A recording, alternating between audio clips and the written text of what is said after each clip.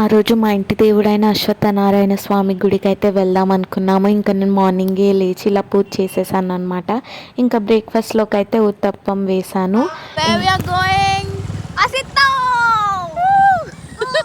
ఇంకా మా ఊరైతే కొంచెంగా చూపిస్తున్నాను అనమాట. ఎక్కువ గ్రీనరీ ఉండదు, ఉంటుంది బట్ తక్కువే. This is how the Rayalaseema defines, not the factionism. But apparently they use to it but not now because civilization వచ్చింది.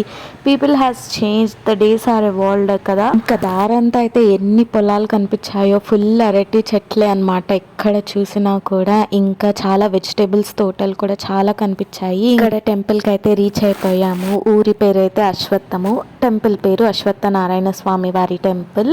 ఇంకా ఈ స్వామి ఎదురుగానే శివుడు గుడి కూడా ఉంటుందన్నమాట. శ్రీ చక్ర భీమలింగేశ్వర స్వామి వారి గుడి ఉంటుంది. ఇక్కడైతే మేము పొంగలికి బియ్యం తెచ్చాము ఇంటి నుంచి, అక్కడైతే పోసాము. అదంతా నిండిపోతుందంట, అంతమంది తీసుకొని వస్తారు. కొబ్బరికాయ తీసుకెళ్ళాం కదా, పంతులకి ఇచ్చాము.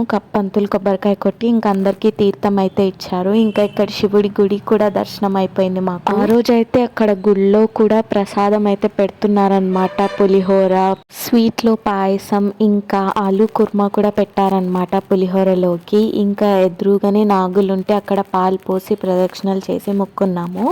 ఇంకా అంతా అయిపోయాక బ్రేక్ఫాస్ట్ చేసామన్నమాట. ఇంటి నుంచే మా అత్త అయితే ఉగ్గాని బజ్జీ అయితే తీసుకొని వచ్చింది. మా ఊరి స్పెషల్ అనమాట, స్పెషల్ బ్రేక్ఫాస్ట్ అనమాట అది. ఇంకా గుడి పక్కనే ఇలా రివర్ అయితే ఫ్లో అవుతుంది, చాలా వాటర్ వస్తున్నాయి అనమాట. మేము దిగినాక ఫ్లో ఇంకా కొంచెం ఎక్కువ అయ్యింది అనిపించింది నాకైతే. చాలా బాగా చల్లగా అనిపించింది. ఇంకా అక్కడే ఉండాలనిపించింది చాలా సేపటి వరకు. మంచిగా వీడియోస్, ఫొటోస్ కూడా తీసుకున్నాం మేమైతే అక్కడ. ఇంకా ఊర్లో కాబట్టి ఎలాంటి ట్రాఫిక్ కానీ, బండి సౌండ్లు కానీ, ట్రాఫిక్ సిగ్నల్స్ ఎలా ఏమీ లేదు. కామ్ అండ్ పీస్ఫుల్ గా ఉంటుంది. వాటర్ కూడా చాలా అంటే చాలా క్లియర్ గా అయితే వస్తున్నాయి ఇక్కడ. ఇంకా కొంచెంగా అయితే ఆ వాటర్ దగ్గర బాగా టైం పాస్ చేసి ఇంకా స్టార్ట్ అయ్యామన్నమాట మేమైతే. ఇంకా దారిలో అయితే చిక్కుడుకాయ తోట అయితే కనిపించింది. ఎన్ని చిక్కుడుకాయలు ఉన్నాయంటే చాలా చిక్కుడుకాయలు ఉన్నాయి, చాలా లావుగా ఉన్నాయి. మేమైతే కోసుకొని ఇంకా బండిలో పెట్టేసుకొని పరుగు అనమాట, ఎవరో చూస్తారని. అయినా ఎవరు లేరు. కానీ ఇక్కడ బెండకాయ తోటలో అయితే చాలా మంది ఉన్నారు. వాళ్ళని అడిగామన్నమాట. కిలో 10 or 15 రూపీస్కి అయితే ఇచ్చారు. 2 kilos అంటే ఆల్మోస్ట్ 3 kilos వరకు వాళ్ళు ఇచ్చారనమాట. తర్వాత అయితే వంకాయ తోటకి వెళ్ళాం మేమైతే. ఇంకా అక్కడ కూడా వంకాయలు తీసుకున్నాం అనమాట. ఊర్లో అయితే ఇంక ఇలానే ఉంటుంది కదా, చాలా పీస్ఫుల్గా అట్లుంటుంది. ఈవినింగ్ అయ్యేసరికి అందరు ఆంటీ గారులు అయితే బయట కూర్చొని మాట్లాడుకుంటూ ఉంటారనమాట.